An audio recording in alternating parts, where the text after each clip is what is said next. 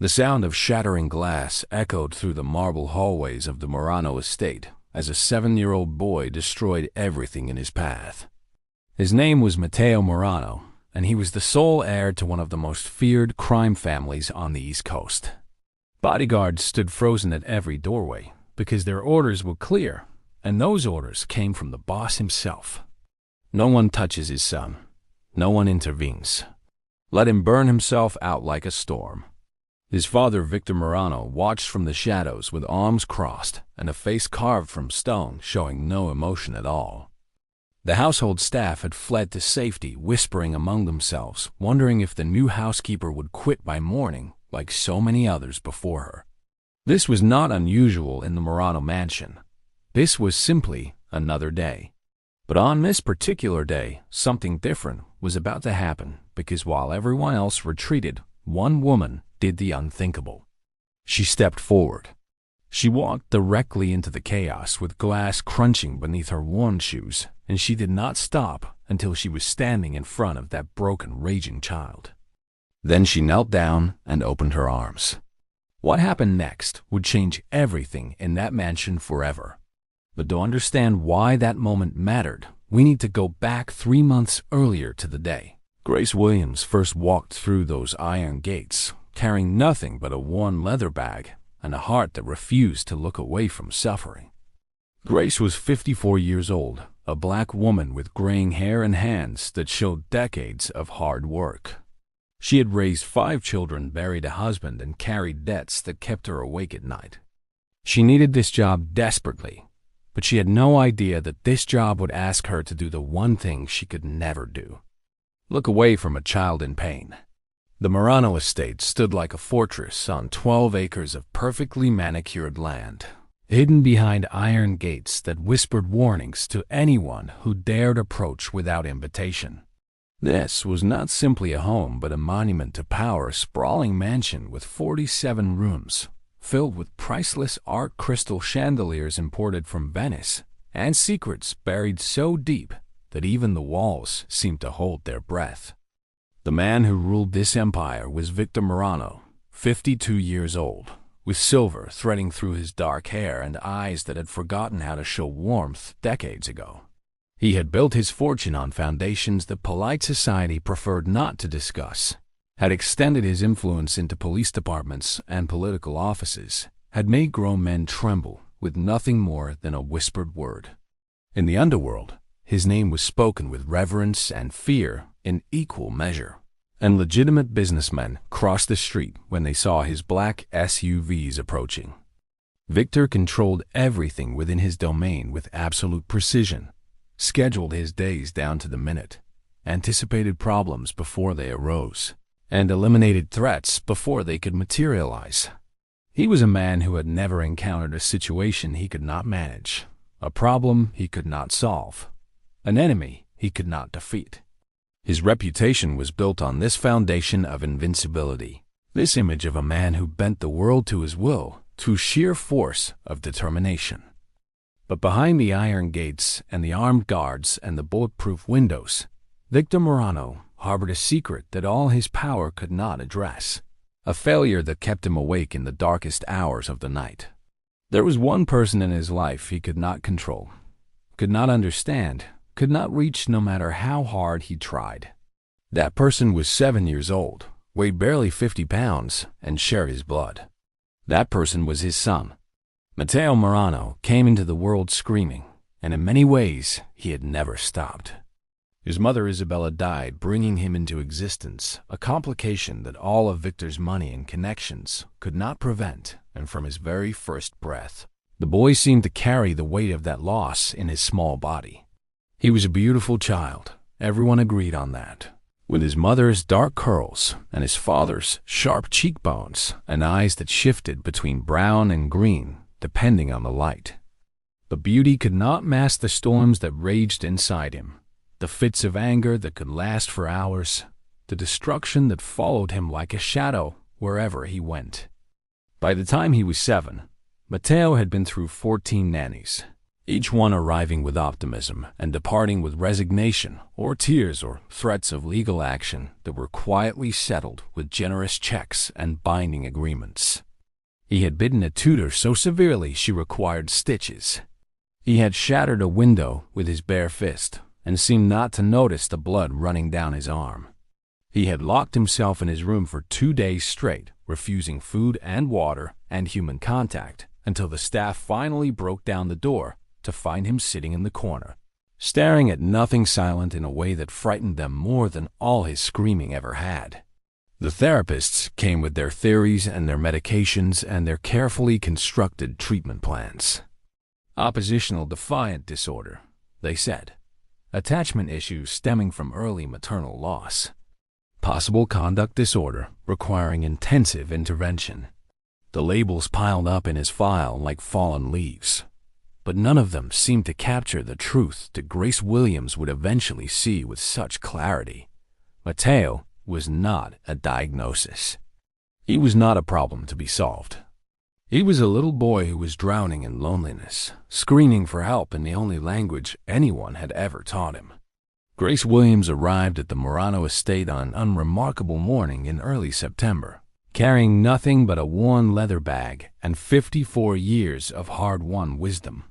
She was not an impressive figure by conventional standards, a black woman of average height with graying hair, pulled back in a practical bun, and hands that showed the evidence of decades of labor. Her clothes were clean but simple, her shoes sensible and slightly worn at the heels, her posture straight, despite the ache in her lower back that had become her constant companion over the past few years. She had grown up in Mississippi during times that required a person to be twice as good and half as visible, had learned to navigate spaces that were never designed to welcome her, had developed survival skills that she carried now like a second skin. Her husband Samuel had passed 2 years earlier after a long illness that drained their savings and left her with debts that seemed to multiply in the night.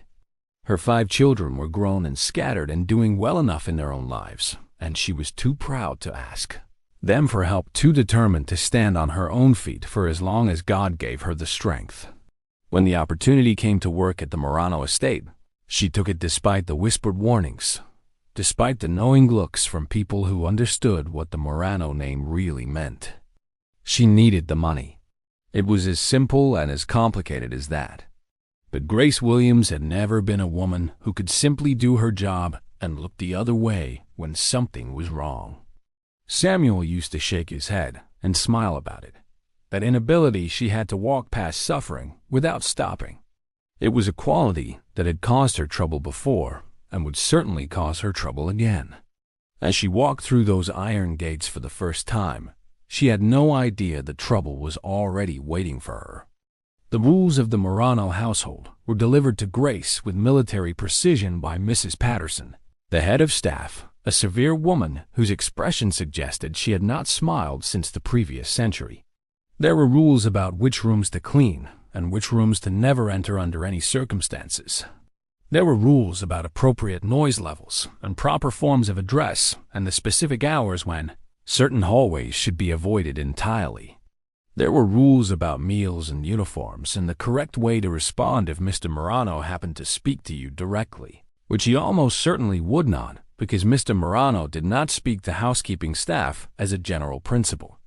Grace listened and nodded and filed each instruction away in her mind, understanding that this house operated on fear and precision and the unspoken agreement that certain things would never be discussed or questioned. But one rule stood above all others, delivered by Mrs. Patterson with particular emphasis and a meaningful pause that suggested consequences too severe to speak aloud. "You will stay away from the boy," Mrs. Patterson said, her voice dropping low. "If you encounter him in the hallways, you continue with your work without acknowledgement. If he has one of his episodes, you leave the area immediately. Do not speak to him. Do not approach him. Do not attempt to intervene under any circumstances. This is not a suggestion. This is a condition of your continued employment. Do you understand completely?" Grace understood. She nodded her agreement and accepted her uniform and her schedule and her cleaning supplies. But even as she nodded, even as she promised compliance, something stirred in the back of her mind. In her experience, when adults went to such lengths to avoid a child, it usually meant the child needed help that no one was willing to provide. Grace saw Mateo for the first time on her third day of work while she was polishing the banister on the grand staircase. She heard footsteps above her and looked up to see a small figure standing on the second-floor landing, watching her with an intensity that seemed wrong for a child so young. He was smaller than she had expected, delicate almost, with dark curls falling across his forehead and his father's sharp features already emerging in his face. But it was his eyes that made her hand pause mid-motion, that made her forget for just a moment the rules she had promised to follow. Those eyes were old. They were the eyes of someone who had seen too much and felt too little of the things that mattered. The eyes of someone who had stopped expecting anything good from the world and had armored themselves accordingly. Grace had seen eyes like that before, in children who had been through things no child should experience, in adults who had given up on the possibility of connection. The boy stood there for a long moment, neither speaking nor moving, simply watching her with that unsettling intensity. Then he turned and disappeared down the hallway without a word, leaving Grace alone with her polishing cloth and the echo of his footsteps fading into silence. That night she sat in her apartment and thought about what she had seen. Not a monster, as the whispered stories suggested. Not a problem child beyond help or hope. Just a small boy with old eyes and a hunger in his gaze that broke her heart. Everyone saw his anger, she thought. Everyone saw the destruction and the defiance. But she saw something else. She saw loneliness so profound it had calcified into rage, and she knew in her bones that someone needed to reach that child before it was too late. Over the following weeks, Grace learned the rhythm of Mateo's episodes, the way a sailor learns to read the sky before a storm. There were warning signs if you knew how to look for them, subtle shifts in the atmosphere of the house that preceded the chaos. The way the staff would grow quieter, moving more quickly through the hallways. The way the bodyguards would position themselves near doorways with studied casualness. The way Mrs. Patterson's lips would press into a thin line as she checked her watch and calculated how long until the explosion. The triggers were different each time but followed a pattern that Grace began to recognize. A canceled visit from Victor, who had promised to take his son somewhere and then disappeared into his office for emergency business that could not wait. A phone call overheard, fragments of conversation about Isabella, the mother Mateo had never known. A moment of rejection so small that adults overlooked it entirely, but that landed on the boy's heart like a hammer. When the episodes came, they came with fury. Mateo would rage through the mansion, destroying everything within reach, screaming until his voice went hoarse, crying tears that no one acknowledged because they were too focused on the damage he was causing. The staff would retreat to safe distances following protocol, waiting for the storm to exhaust itself. Victor would watch from doorways with that unreadable expression, arms crossed, jaw tight, never intervening, never approaching. And when it was over, when Mateo finally collapsed in exhaustion, someone would carry him to his room and the cleaning staff would begin the process of putting the mansion back together. No one talked to him about what had happened. No one asked what he was feeling. No one seemed to understand that every episode was a cry for help. But Grace watched and listened and remembered, filing away each detail for reasons she could not yet name. It started with humming.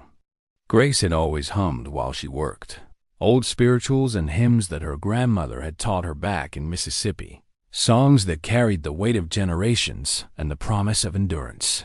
She did not think about it consciously, did not realize at first that the boy was listening. But one afternoon, while she was dusting the library shelves, she noticed a shadow in the doorway and turned to find Mateo standing there, still as a statue, watching her with those old eyes. She expected him to leave, waited for his footsteps to retreat down the hallway. Instead, he sat down in a chair by the window, pulled a book into his lap, and pretended to read while she continued her work. She kept humming, He kept listening. It became their secret ritual, unspoken and unacknowledged, but real nonetheless. Grace would hum her grandmother's songs, and Mateo would find excuses to be nearby, always pretending to be occupied with something else, never admitting that he was listening. She began leaving small offerings, a warm cookie placed casually on a table near where he sat, a glass of milk that just happened to appear within his reach. He took them without comment, but she noticed that he started sitting closer. One evening, she found him in the kitchen after hours, standing in the doorway like a ghost. "Why do you sing those songs?" he asked, and it was the first time she had ever heard his voice when it was not raised in anger. She told him about her grandmother, about growing up poor but surrounded by love, about the songs that had carried her through hard times. He listened with an intensity that told her he was starving for something, and when she made him hot cocoa and sat with him at the table, he did not rage or run. He just sat there, soaking in her presence like sunlight after a long winter. The breaking point came on a Thursday afternoon in late November. Victor called Mateo into his office, a rare occurrence that sent ripples of speculation through the staff. The boy went with something like hope in his eyes, the desperate hope of a child who still believes his father might love him if he could just figure out the right way to earn it. He emerged 20 minutes later with that hope shattered into 1,000 pieces.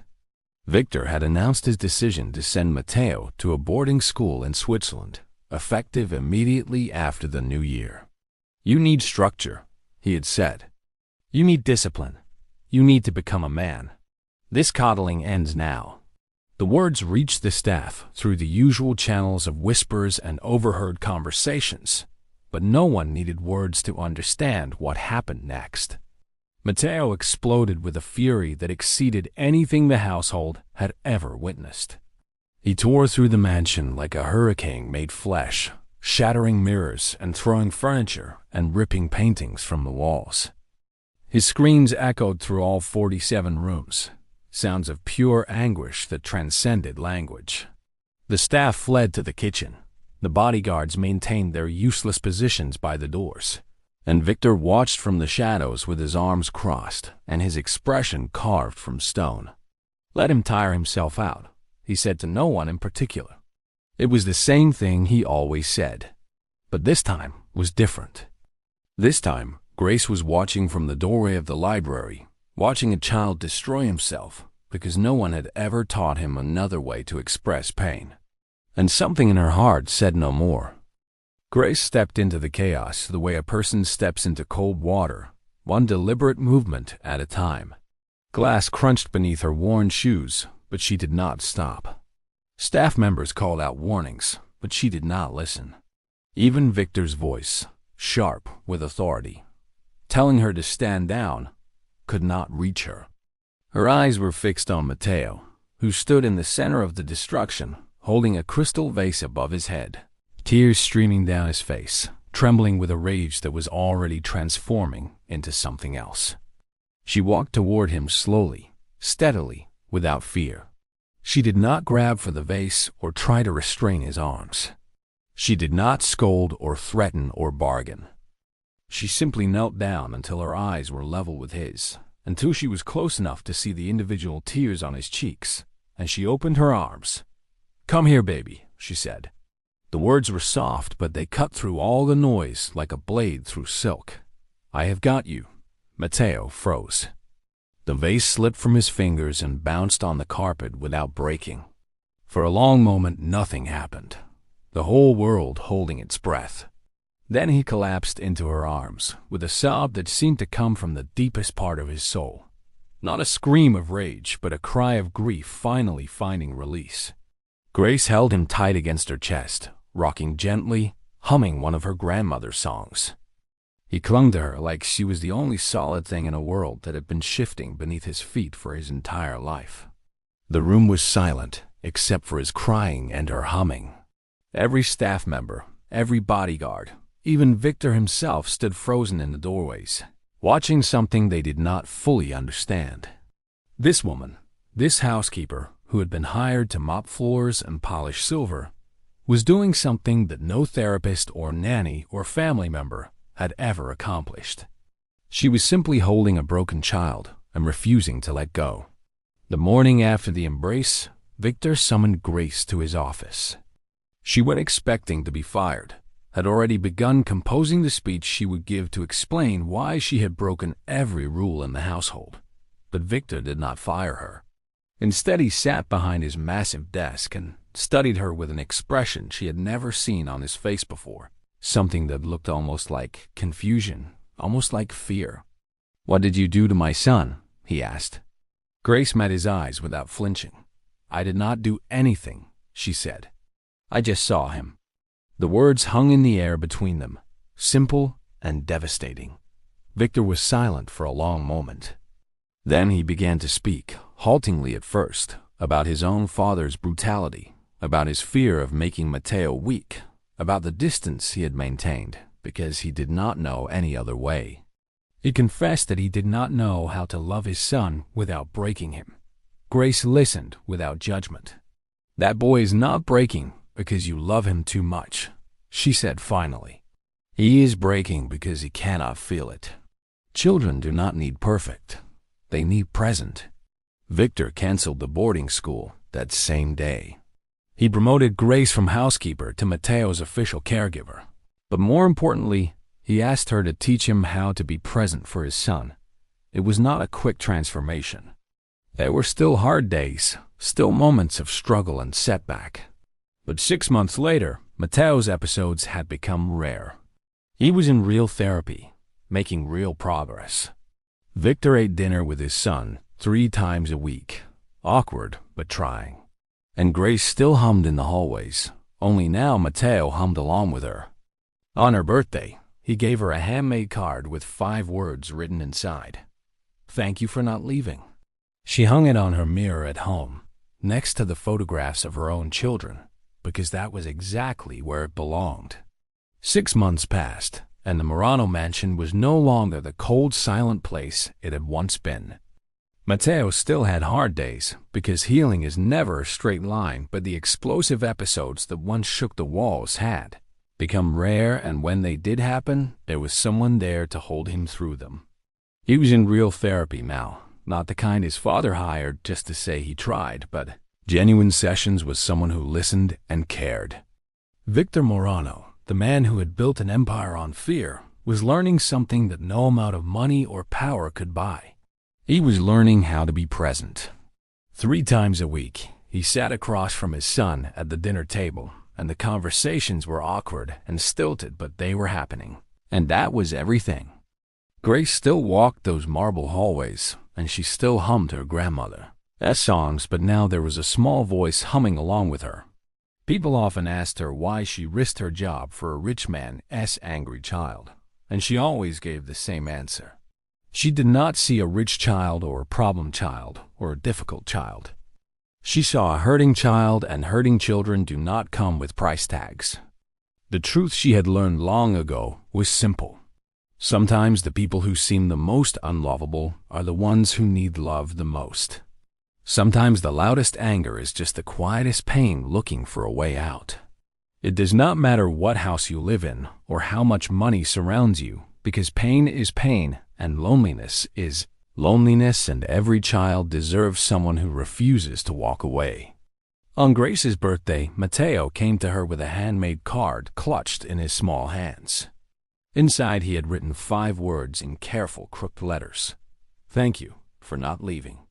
She held that card against her heart and felt tears slide down her cheeks, because those 5 words were worth more than anything in that mansion.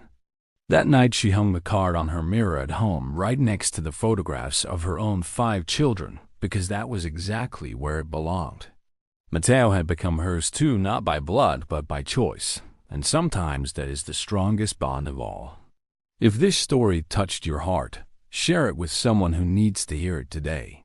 Sometimes we all need a reminder that one person choosing to step forward can change everything. Like and subscribe if you believe that love is stronger than fear, and comment below telling me about a time when someone refused to give up on you, or when you refused to give up on someone else. Those are the stories that matter. Those are the moments that change lives. Until next time, remember that the smallest act of love can heal the deepest wounds, and never underestimate the power of simply being there.